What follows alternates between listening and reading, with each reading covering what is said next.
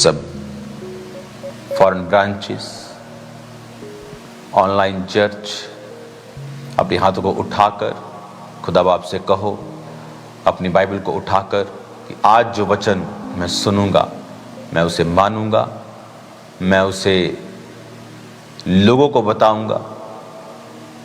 खुदाबंद, मैं चाहता हूं कि तू मुझ पर प्राउड करे, मेरी गवाही दे जिस तरह तूने अपने लोगों की गवाहियां दी हैं। हमें परीक्षा में ना लाकर बिना परीक्षा के आप हमारी जिंदगियों के ऊपर अनुग्रह करें, प्रभु यीशु के नाम में, आमीन आमीन। मैं आपका वेलकम करता हूं आज इवनिंग मीटिंग में, यीशु मसीह की हुजूरी में, उसकी प्रेजेंस में। मेरा बिलीव है कि आपने मॉर्निंग का वचन सुना होगा, सब फॉरेन ब्रांचेस, और इस समय आपसे ये बात करना वर्ड के बीच में से ये बहुत जरूरी है। परमेश्वर ने मुझसे कहा है, खासकर जो फॉरेन ब्रांचेस हैं उन लोगों के लिए, कि इन आने वाले समयों में, आने वाले महीनों सालों में जो फॉरेन की कलीसियाएं हैं वो बहुतायत के साथ परमेश्वर उनको बढ़ाना चाहता है। ब्रांचेस, नंबर्स, ग्रेस, एवरीथिंग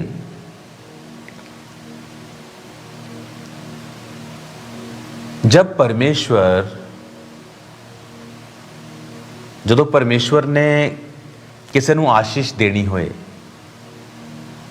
ਤਾਂ वचन 'ਚ लिखिया कि ਉਹ ਉਹਨਾਂ ਨੂੰ हिदायतां ਦਿੰਦਾ हमेशा। मैंने अपनी लाइफ में नोटिस किया है कि परमेश्वर के दे काम करने वाले लोग जड़े है, ये गल पंजाबी च निकल रही है मेरी आत्मा च, उन्हां दी जिंदगियां जिहड़े काम ने परमेश्वर दे, ਉਹ दूजे विश्वासियों नालों अलग लैवल दे ने। ग्रेस, मिरेकल्स, सुरक्षा सिस्टम उन्हां दा अलग लैवल दा। क्यों? इसलिए नहीं कि वो खास लोग ने, इसलिए कि उन्होंने परमेश्वर की योजना नू समझा। उन्होंने समझा है कि परमेश्वर मुझसे क्या कह रहा है। फॉरेन ब्रांचेस, जब परमेश्वर ने आपको कहा है 31 नाइट में, आप मेरे साथ सेलिब्रेट कर रहे थे कि समय है कि आप लोग 3 गुना बढ़ जाएं, टाइम आ चुका है। तो अगर परमेश्वर ने ऐसा कहा है, आपने उसके बाद क्या किया है? क्योंकि उसके पीछे आपकी ब्लेसिंग है। मेक श्योर अगर एक चर्च खड़ी है तो वो अगली लीडरशिप को तैयार कर रही है नेक्स्ट ब्रांच के लिए, वो और लोगों को रेडी कर रही है नेक्स्ट ब्रांच के लिए। नेक्स्ट ब्रांच की तैयारी कर रही है। और इस तरह से वो जो सुसमाचार परमेश्वर ने कहा है यूरोप के लिए कि आप लोग होंगे जो वहां बेदारी लेके आएंगे। हालेलुया। मैंने देखा है एक ब्रांच के लिए आपको 20 लोगों की जरूरत नहीं है, 1 सिंगल पर्सन चाहिए। वो सिंगल पर्सन कब 100 हो जाएंगे आपको मालूम भी नहीं होगा। ब्रांच के लिए कोई पैसों की जरूरत नहीं होती, कोई लाखों करोड़ों की जरूरत नहीं होती, कोई बड़ी टीम की जरूरत नहीं होती। मैं क्या करूंगा, मैं अकेली क्या करूंगी। आपके अंदर पैशन होना चाहिए परमेश्वर के काम करने का। मैंने जब चर्च ये स्टार्ट किया, प्रभु ने मुझसे कहा इसको स्टार्ट करना है और संडे नहीं करना है। थर्सडे मैंने इसको स्टार्ट किया। मैंने मिडिल डे रख लिया कि थोड़ा मिडिल से रखते हैं कि संडे से थोड़ा, अगर मैं दोबारा संडे स्टार्ट करूं तो मिडिल में हो कि ये मीटिंग भी मैं करता रहूं। तो पहले हफ्ते जो खामरा चर्च, जो आज दुनिया भर में बहुत बड़ी चर्च बन चुकी है, पहले हफ्ते उसमें 3 लोग आए थे। उसमें एक तो ऑटो वाला व्यक्ति था जो हमारी दुकान में काम करता था, और जो टाइल्स होती थी वो उन टाइल्स को लेके जब शॉप में हमारे कस्टमर्स आते थे तो उनको वो लेके जाता था। एक तो हमारा ही आदमी था, 2 जने और थे। और पहले दिन मैं मेन स्पीकर था उस बड़ी मीटिंग का, मैं हेड वॉलंटियर भी था, मैं चाय बनाने वाला लांगरी भी मैं ही था, दरी बिछाई भी मैंने, दरी उठाई भी मैंने, चाय बनाई भी मैंने, चाय डिस्ट्रीब्यूट भी मैंने की, बिस्किट होते तो हर मीटिंग के बाद चाय बिस्किट होते थे चर्च में। थर्सडे मीटिंग में एवरी आफ्टर मीटिंग चाय बिस्किट चाय रस, हम ऐसा उसको आमीन करते थे। तो सब कुछ मैं ही था उसका। मैंने तो नहीं कहा मुझे एक ढोलकी वाला नहीं मिल रहा, मुझे तो क्वायर नहीं मिल रही, कंप्यूटर पे कौन चढ़ाएगा, शटर कौन खोलेगा, लोगों को बताएगा, कौन नीचे कौन खड़ा। जस्ट मैंने स्टार्ट किया उससे। अगर प्रभु ने आपसे कहा है कि जाओ और आप बेदारी फैला दो, खासकर यूरोप एरिया की मैं बात कर रहा हूं, यूएसए की बात कर रहा हूं, ये न्यूजीलैंड, ये ऑस्ट्रेलिया, ये इन देशों की मैं बात कर रहा हूं, कनाडा की मैं बात कर रहा हूं, अपने लोगों को तैयार करें। क्योंकि जब आप एक चर्च ओपन करते हैं, आप अपॉर्चुनिटीज खड़ी करते हैं वहां के लोगों को, सराउंडिंग लोगों को सुसमाचार देकर उनको बचाने की। हालेलुया। जब बड़ी बड़ी मीटिंग्स हम पंजाब में करते हैं, बड़े बड़े क्रूसेड्स, लोग सोचते हैं यार 10 लाख बंदा, यार बड़ा पैसा इकट्ठा होया होगा। उनको जब ऑफरिंग बताते हैं कि जितना पैसा इकट्ठा हुआ उससे 2.5 गुना मीटिंग पे लगा है, कि सिर्फ टेंट वाले का ही खर्चा था, सिर्फ साउंड वाले का इतना ही खर्चा था, तेल ही इतने का पड़ा, लाइट्स वाले ने कितने लिए, स्टेज वाले ने कितने लिए। तो चर्च, बड़ी मीटिंग्स, ब्रांचेस, ये कोई फाइनेंस का कारण नहीं है इनको ओपन करना। सुसमाचार, आप जब सुसमाचार आपके सराउंडिंग्स में जाता है, जब आप चर्च को ओपन करते हैं, रूहें बचती हैं। क्या स्ट्रेटजी बनाई हमने? क्योंकि आपकी बरकत उस स्ट्रेटजी के पीछे है, कभी नोटिस कर लेना। पौलुस कहता तुमने मेरी मदद की है हेवनली कामों में, मिशनरी कामों में, अब मेरा परमेश्वर तुम्हारी हर घटी को महिमा सहित पूरा करेगा, मसीह यीशु में पूरा करेगा। सब लोगों के लिए वचन नहीं था, किसी खास व्यक्ति के लिए था। जब आप प्रभु की आवाज को सुनते हैं, आपने क्या एक्शन लिया?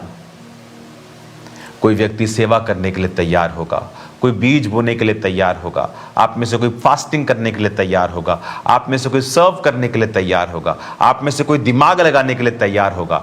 जो कुछ भी आप लगाएंगे उसके द्वारा परमेश्वर आपकी लाइफ को आशीषित करेंगे, क्योंकि परमेश्वर अपनी महिमा के लिए कार्य करता है। अगर उसने आपको ब्लेस करना है, वो हमेशा आपको जीवित चर्च के साथ जोड़ता है, आपको अपनी संगति में लेके आता है, फिर आपको वो आशीषित करता है। इसलिए बाइबल में लिखा है कि तुम परमेश्वर के भवन में रोपे जाओगे, बोए जाओगे और बढ़ाए जाओगे। हालेलुया।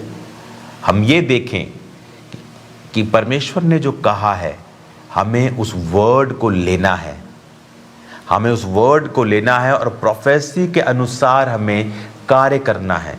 और उसके पीछे पीछे आपकी वो बरकतें छुपी हुई हैं जो आप मांग रहे हो लेकिन आपको मिलती नहीं। कई बार हम मांगते हैं, परमेश्वर उसका वेट करता है, इंतजार करता है, फिर आप देखेंगे आपके पीछे पीछे परमेश्वर उन बरकतों को भी देता है। पौलुस कहता कि तुमने मिशनरी कामों में मेरी सहायता की है। वो कलीसिया कोई बहुत अमीर कलीसिया नहीं थी, घटी में भी कहता तुमने एक नहीं वरन 2 बार कुछ भेजा। इसका मतलब आपके अंदर चाहे रिसोर्सेस आपके पास इतने ना हो, लेकिन आपके अंदर वो पैशन होना चाहिए, आग होनी चाहिए, वो फायर होनी चाहिए सुसमाचार सुनाने की। आप जो फॉरेन कलीसिया के लोग हैं, जो मुझे सुन रहे हैं, ऑनलाइन कलीसिया के लोग, आप में से कितने लोग हैं जो आउटरीच मिशंस पे जाते हैं? कितने लोग हैं जो आप स्ट्रीट पे जाकर आप इवेंजलिज्म करते हैं, आप भोपू लगाकर आप प्रचार करते हैं? कितने लोग हैं?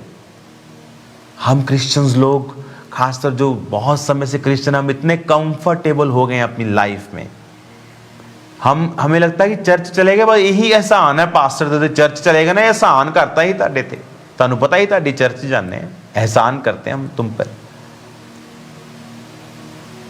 मैंने ऐसे पास्टर्स अपने देखे हैं, कंप्लेंट करते हैं आप जो कई कि पास्टर जी मैंने किसी को, वो अपनी चर्च के बारे में बता रहे होते कि प्रभु भोज मैंने जल्दी दे दिया, तो एक फैमिली आके बोलती है कि आपने जल्दी प्रभु भोज दे दिया, इंतजार नहीं किया तुम। क्या क्या जबरदस्त आत्मिक ब्लंडर है ये, आत्मिक गलती है, डफरपुना है ये, कि ऐसा भी लोग बोल सकते हैं क्या? या आपको टाइम पर आना है कि परमेश्वर इंतजार करे आप लोगों का? कितने लोगों ने हमने काम किया है, हम अगर जब कंफर्ट में होते हैं डेविल अटैक करता है। आप मोस्टली लोग देख लो जो बहुत सालों से मसीह में होंगे और कंफर्टेबल पोजीशंस चले गए, उन्हें कोई मतलब नहीं सुसमाचार से, किसी चर्च के साथ जुड़े हैं, बस थोड़ा बहुत कुछ कर लिया, ठीक है। दाऊद लड़ने के लिए जाना चाहिए था उसको, क्योंकि उसकी सेना लड़ रही थी, पर दाऊद टहल रहा था। कई बार जो ये कंफर्ट होता है ना, इट्स डिमोनिक, इट्स डेविलिश। उस कंफर्ट के दौरान ही उसकी निगाह उस बैतशेबा पे पड़ी, अदरवाइज वो टाइम था फाइट करने का, क्योंकि जो राजा लोग थे वर्ष के अंत में वो युद्ध के लिए जाया करते थे। आज भी आप देखो वर्ष के अंत में शैतान कितना बेचारे ने तुम पाई हुई सी किन्नी, तो परमेश्वर ने किद्दां में झग वांगू बिठाए। वो क्यों? वर्ष के अंत में शैतान फाइट होती वर्ष के अंत में। नेक्स्ट ईयर की शुरुआत आप कैसी करना चाहते हैं, वर्ष का अंत आप कैसा करेंगे, शुरुआत अगले साल की वैसी ही करेंगे। आपने अंत अगर बहुत ढलाई में किया, आप ऊंचाई पे शुरुआत कैसे कर लेंगे? आप मेरी बात समझ रहे हैं ना? आपको दिसंबर में पीक पे ऐसे जाना होगा कि जनवरी आते आते आप ऊपर चढ़ चुके हो। ऐसा नहीं तो कि आप ऐसे जा रहे हो फिर आप सोचे कि मैं ऐसे चला जाऊंगा, ऐसे आप चले भी जाएंगे, लेकिन आप कितना नीचे जा चुके हैं, अब आप कितना ऊपर चले जाएंगे। अब आप इतने कंफर्टेबल हो गए कि हमें स्ट्रीट पे प्रचार करना हमें बड़ा डिस्कम्फर्ट लगता है, कि आप अपने पड़ोसी को बताते हो, नहीं नहीं नहीं गुस्सा कर जाएंगे, नहीं नहीं नहीं यहाँ ऐसा नहीं है। कहाँ वैसा नहीं है? आप स्माइल के साथ जाएं, सुसमाचार के बारे में बताएं। आप 10 लोगों के पास जाएंगे, 1 गुस्सा करेगा, 2 गुस्सा करेंगे, लेकिन 8 आप बचा लोगे। लेकिन आपको अपनी इज्जत की परवाह है, आपको वो क्या कहेंगे, लोग क्या कहेंगे। अब गोरे भी जाग गए, वो भी यही ह्यूमैनिटी की बातें कर, जब उन्हें मालूम हुआ कि भाई दूसरे तो बड़ी चीजें कर रहे हैं, हम नहीं जागेंगे तो खत्म, तो अब वो जाग रहे हैं। आप कब जागेंगे और खुदा के कामों को करेंगे? आप किसी चर्च का प्रचार करने नहीं जा रहे हो, आप बाइबल पकड़ रहे हो, आप क्राइस्ट का प्रचार कर रहे हो कि जीसस के वचन में ये लिखा है, जीसस के वचन में ये लिखा है, वो आपको हील करेगा। आओ संडे मीटिंग, परमेश्वर आपको दिखाएगा, वो आपको चंगा करेगा। उसको वचन बताया जाए लोगों को। सुसमाचार पर आपकी लाइफ टिकी होनी चाहिए, उसके सराउंडिंग आपकी लाइफ का सारा शेड्यूल बना होना चाहिए। एक बच्चा जब फैमिली में यूपीएससी की तैयारी करता है ना इंडिया में, मैं जानता हूं अपने बहुत सारे रिश्तेदारों के बच्चों ने ऐसे किया, तो उनकी पूरी फैमिली की शेड्यूलिंग उसके अनुसार होती थी। वो जी फलानी जगह पे गया ट्यूशन लेने, मम्मी उसके पीछे पीछे उसी शहर में जा रही है। वो बड़े शहर में गया, बड़े शहर में जा रही है। सारा कुछ माता पिता का भी उसी हिसाब से शेड्यूल हो गया है, उसका भी शेड्यूल हो गया है। हर चीज बदल जाती है जब बड़ी तैयारी कुछ करनी होती है। नर्सरी पढ़नी है तो फिर क्या शेड्यूल करना, और क्या ये कहते ही क ही पढ़ना है। तो अगर काम कुछ करना ही नहीं है, अगर हमें सुसमाचार का काम करना है तो लाइफ को उसी तरह से शेड्यूल करना पड़ेगा। हम चर्च मिस नहीं कर सकते। हम कैसे अपना टाइट देना मिस कर सकते हैं, कैसे हम फास्टिंग मिस करें, कैसे प्रेयर मिस करें, कैसे सर्विंग हम ना करें। हमें अपनी लाइफ की शेड्यूलिंग उस तरह से करनी पड़ेगी, फिर परमेश्वर कार्य करता है। फिर देखो आपकी ब्लेसिंग्स तब ज्यादा थी कि अब कैसी हैं जब आपने इस पैटर्न को फॉलो किया है। सेवा वो एक बिग वे है परमेश्वर के लिए कि वो आपकी लाइफ को छू सके और उस सेवा के माध्यम से आपको टच कर सके और आपकी जिंदगी में बड़े काम कर सके। God bless you all. मेरा बिलीव है आप इस वचन को सुनेंगे और जो प्रोफेटिक वर्ड परमेश्वर ने दिया था उसके अनुसार आप कार्यों को करेंगे।